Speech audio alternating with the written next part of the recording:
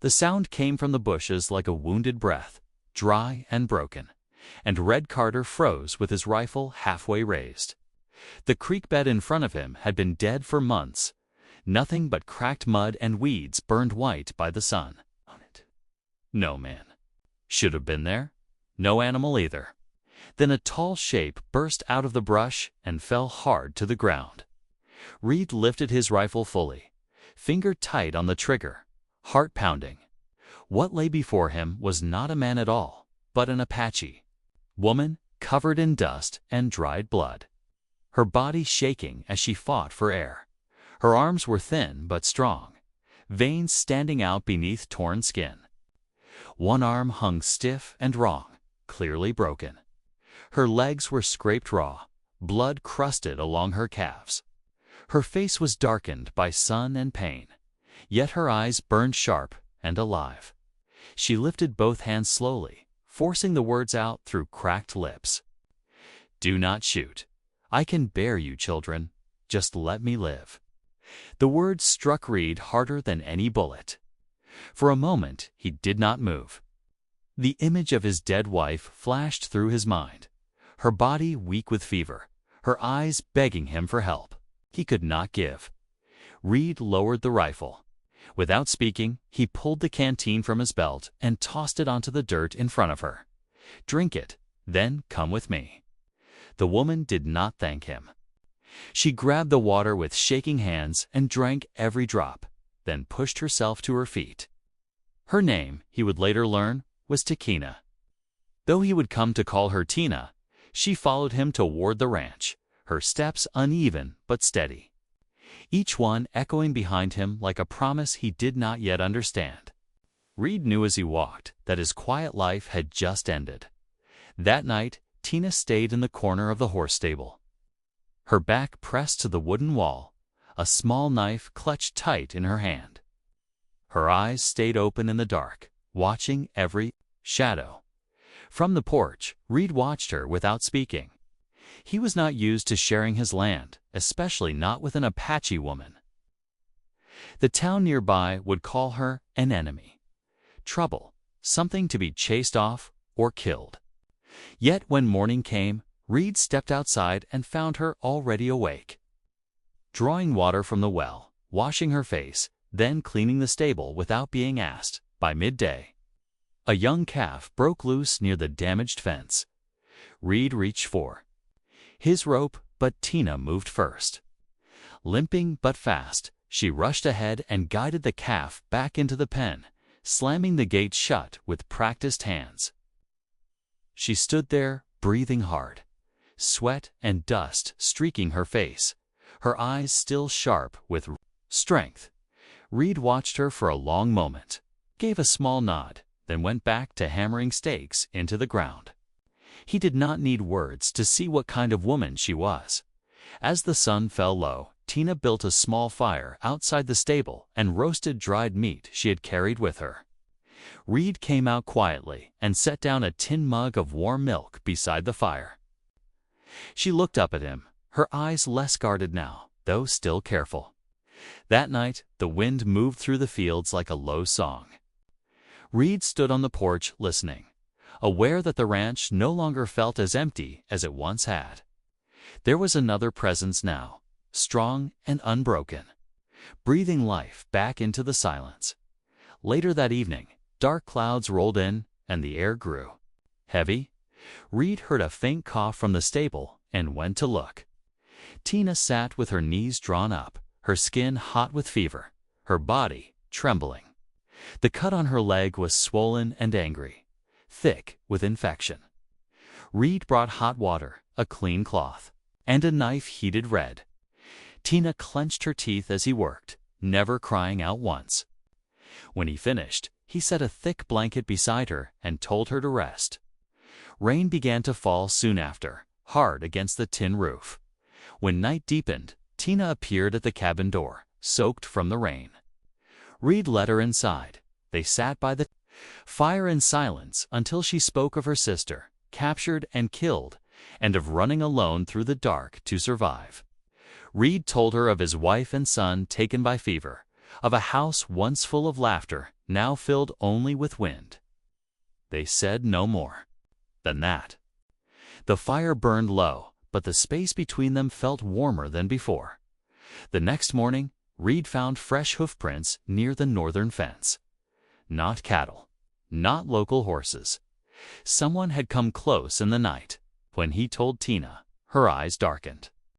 They might come back, she said. Reed knew the safest choice was to send her away. Yet, when he looked at her standing there, wounded but unshaken, something tightened in his chest. "You can leave now," he said slowly. She picked up her knife and met his gaze. "I have been running long enough." Reed nodded once. "Then we get ready." Niola woke before sunrise without being called. The ranch was still quiet, the kind of quiet that did not feel like danger waiting to strike. She stepped onto the porch and breathed in the cool air. For the first time in years, no one was counting. Her steps, Caleb was already outside, repairing a loose section of fence. He did not look up when she approached. "Morning," he said. "You don't sleep much," Niola replied. "Enough," he said. "You eat a tea." "Yes, that's good." No more words followed, and somehow that felt right. The workdays passed. Like dry land, slowly learning to accept rain. One day, Niola hauled water from the deep well. Another day, she carried grain sacks heavier than most men could lift. Her muscles burned, her scars pulled tight under the sun, but no one shouted at her to move faster or slower. Caleb watched from a distance, never stopping her, never pushing her. By noon one day, he brought out a chair and set it on the porch. "Cooler here," he said. Niola studied the chair. "You fixed it because of me." "It was missing," Caleb replied. "Not anymore." She sat stiff at first, then slowly easing into the wood. They shared the space without facing each other, just close enough to hear breathing. "Where I was before," Niola said quietly, eyes on the fields. "I was beaten for being too slow, beaten for being too fast. Always wrong, dear." Caleb said, "You work or you don't. If I do something wrong, you fix it." She turned to him. "No punishment." No. The words stayed with her long after the sun moved on. That afternoon, Caleb led out a brown horse from the corral. "You know how to ride?" "Yes," Niola said. "But they never let me. Now you can." He handed her the reins. She mounted with ease, back straight, hands steady. The horse tossed its head once, then settled. "You're not afraid, I'll run," she said. "If you run," Caleb replied, "that's your road." Niola rode a full circle around the ranch. Wind tore at her hair, the smell of earth filling her lungs. When she returned, she dismounted and handed back the reins. "I'm still here," she said. Caleb nodded. "I see that." That evening, they shared the table for the first time. No rush, no silence, heavy with fear. When Niola reached to clear the dishes, Caleb stood. "Let me," he said. "No," she replied. "I want to." He stepped back and let her before closing her door that night. Niola turned. "If I stay longer," she said slowly, "I don't want to be called a slave." Caleb met her eyes. "Here, you are Niola, nothing else." She nodded. That night, she locked the door out of habit. But the lock felt different now, not fear. Choice. Morning came with wind. Caleb saddled a horse quietly, tying a small leather pouch behind the seat. When Niola stepped onto the porch, he was already waiting. "Ride with me," he said. She did not ask where. They rode toward the southern slope where the trail leading away from the land cut through the dust. Caleb dismounted first and placed the pouch on a flat rock. "There's money in there," he said, "enough to get you to Bisbee or farther." Niola stared at it. "You're sending me away." "No," Caleb said. "I'm giving you a choice." He handed her another item, a torn piece of paper. "The bill of sale," he said. It's worthless now. Sheriff knows. The wind pulled at her hair. Then why keep me? I'm not keeping you. You're not afraid I'll leave? Caleb looked down the road. I am. But fear isn't a reason to hold anyone. Neola dismounted and walked a few steps toward the open trail. Each step felt heavy. No chains. No whip. Just space. If I go, she asked, what will you do? I go home, Caleb replied, and keep living. She turned back. And if I stay, then I stay, he said. Nothing changes. Silence stretched. I sleep without fear here, Neola said. I work, and I'm not beaten. She looked at him. I'm staying. Not because I can't leave, because I choose to. Caleb nodded once. Let's go home. On the way back, she rode beside him for the first time. That night, rain fell sudden and hard. Neola watched it from her doorway as Caleb crossed the yard soaked through. You don't need to sleep in the barn anymore, she said. Caleb stopped. You sure? Yes, she said. But lines stay. I understand. They sat apart. Inside, oil lamp flickering between them. Rain tapped the roof. What if I asked you to leave? Neola asked. Then I leave. Caleb said without pause. She studied him. No one answers that fast, 'cause it's your right, he said. After a long moment, she spoke softly. If one day I want to be closer to you, Caleb lifted his eyes. Then you tell me, and I listen. That night, they slept under the same roof, not touching, but closer than either had been in years. Dust rose from the western road late that afternoon. Neola saw it first. She stood still on the porch, her body tightening without thought. Someone's coming, she said. Caleb set down his hammer. How many? One, she replied. But he's not here for good reasons.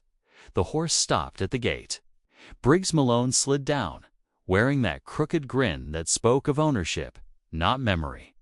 His eyes moved over Neola like she was something misplaced. There she is, Briggs called.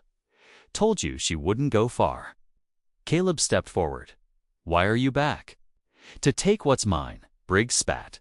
A slave ran on a... Neola moved beside Caleb. Her voice was steady. I don't belong to you, Briggs sneered. Belongs to whoever paid. Caleb pulled a torn paper from his pocket. That paper means nothing. Sheriff knows. Briggs stepped closer. You think I'm afraid? Neola did not move. You hit because you're afraid, she said. I'm not anymore. Briggs raised his hand. Caleb blocked it fast and clean. Get off my land. Briggs hesitated, looked at them. No space left to corner or threaten. This isn't over. He muttered, mounting his horse. Go, Caleb said. Briggs rode off, dust swallowing him whole. Neola let out a long breath. You didn't stand in front of me. I stood beside you, Caleb replied. She nodded. Then let me say it. I am free, and you get to stay, Caleb said. The seasons shifted early that year. Grass pushed through dry ground in thin lines of green. Neola stopped looking over her shoulder. She stopped carrying a knife everywhere. She worked because she wanted to. One morning, Caleb reached for the dishes. Neola caught his hand. We'd do it together. They rode out to the hills. Wind pulled her hair back, scars open to the sun. She didn't hide them. If I ever leave, she asked calmly, would you stop me? No, Caleb said. Because then staying would mean nothing. She breathed deep. Then I'm staying, because I choose to. That night, rain fell soft. They sat closer than before. Still space. Still choice. In the quiet, Neola spoke. I want to be closer to you. Caleb looked at her, steady and sure. I hear you. There were no promises, no claims. Just two people who knew love was not holding on, but letting go. And because of that, they stayed.